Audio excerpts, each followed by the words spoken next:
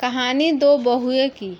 आज का कहानी का शीर्षक है सीता को तारीफ शब्द पता ही नहीं था। घर के सारे काम वह एकदम सही सही करती थी। खाना बहुत स्वादिष्ट बनाती थी, लेकिन फिर भी आज का खाना अच्छा था। बहू ऐसा उसकी सास कभी भी बोलती नहीं थी कि बहू आज खाना अच्छा बना है, और पति भी कभी उसकी प्रशंसा नहीं करता था।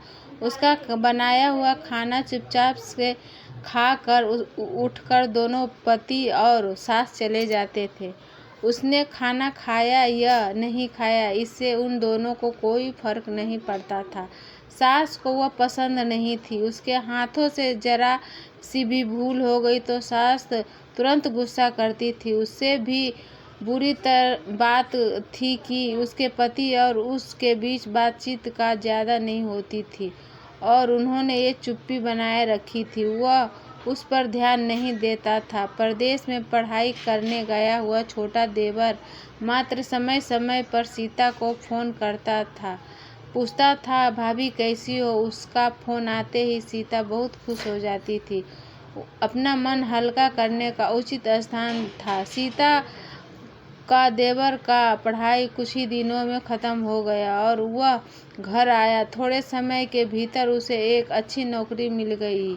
सीता को बहुत आनंद हुआ। नौकरी लग जाने के बाद उसकी सास अपने छोटे बेटे की शादी के लिए बातचीत करने लगी, पर देवर को एक भी लड़की पसंद नहीं आई थी।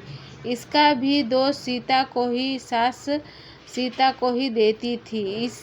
इसने ही बोला होगा। उसे मना करने को सोचकर सास सीता को ही दोष देती थी। सीता को चिंतित देखकर देवर अपनी माँ से कहा, मैं एक लड़की से बहुत प्यार करता हूँ, मैं उसी से शादी करूँगा। उसने जिद की। देवर जी, यह बात पहले बतानी चाहिए थी ना। सीता ने यह बात अपने पति के कान पर डाले। इस बात पर थोड़ी किटपिट की, लेकिन लड़की देखकर वह भी तैयार हो गया। सवाल बचा, सास का अपने छोटे बेटे का मन कैसे दुखाएगी। वह बाद में उसकी भी हाँ हो गई। सीता को बहुत खुशी हुई।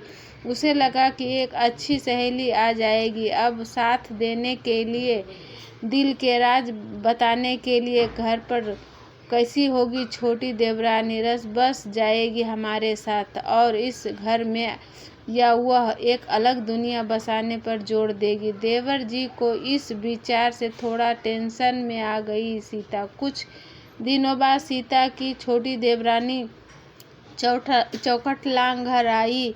देवरानी ने घर आते ही सारे घर को जिम्मेदारी अपने हाथों में ले ली। अब सास ने अपनी छोटी बहू की ज़्यादा ही तारीफ करना शुरू कर दिया। उसे माँ जैसा प्यार करने लगी। यह देखकर सीता की आंखों में आंसू आ जाते।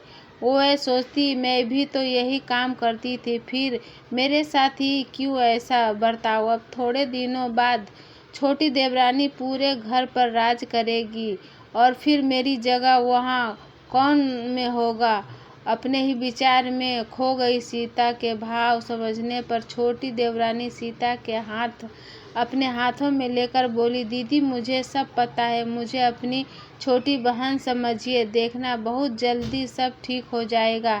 छोटी देवरानी ने पूरी घर की जिम्मेदारी तो ले ली, लेकिन कामों में वह कुछ न कुछ बार बार भूल करती थी। फिर देवरानी सीता के पास जाती और मदद मांगती थी। ऐसा रोज होने लगा। यह देखकर सास लेकिन गुस्सा हो गई। मेरे रहते हुए वह छोटी बहू बड़ी बहू के क्यों पूछती रहती हो। फिर सास भी रसोई में आकर चार काम शुरू करने लगी। धीरे धीरे वह छोटी बहू के साथ साथ अनजाने में बड़ी बहू से भी प्यार से बर्ताव करने लगी, प्यार से बोलने लगी, नए पदार्थ दोनों को सिखाने लगी, भूल समझकर समझाने लगी। अब सास और दोनों बहुओं में अच्छी दोस्ती होने लगी। इस वजह से बड़ी बहू का स्वभाव भी अच्छा होने लगा। उसके स्वभाव में खुलापन आ गया। सास भी दोनों के साथ कभी शॉपिंग तो कभी फिल्म देखने जाने लगी। वो अपनी दोनों बहुओं को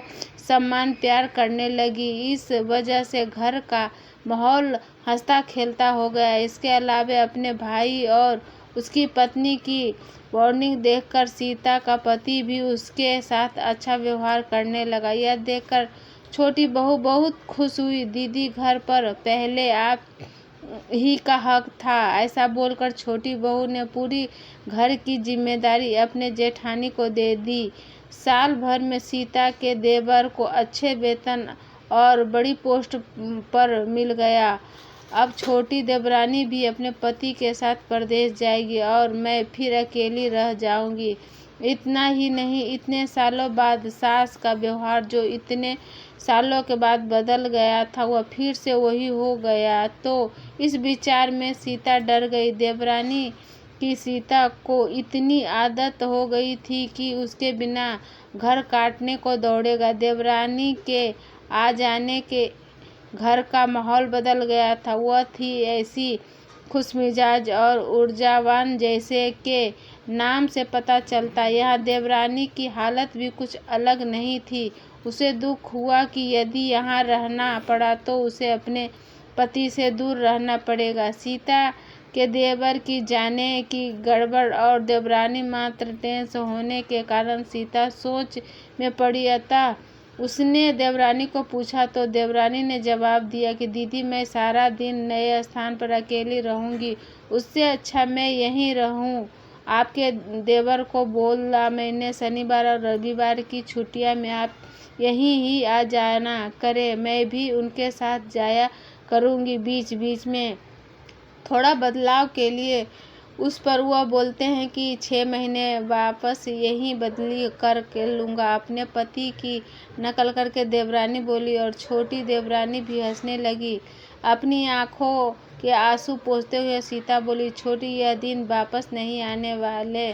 जाओ तुम अपने पति के साथ, उनके साथ ही तो कोई होना चाहिए ना। दीदी, आपने मुझे बड़ी बहन का प्यार दिया, वैसे ही भैया के रूप में एक बड़ा भाई मिला। यह भरा हुआ संसार छोड़कर मैं कैसे जाऊं? वहाँ अकेले का मन ही नहीं लगेगा। 6 महीने का तो सवाल है, वह आते रहेंगे यहाँ पर। यह सुनकर सीता ने अपनी देवरानी को खुश होकर गले लगाया। तभी देवरानी सीता को बोली, अपने पति के साथ एक अलग जीवन बनाने में समय नहीं लगता।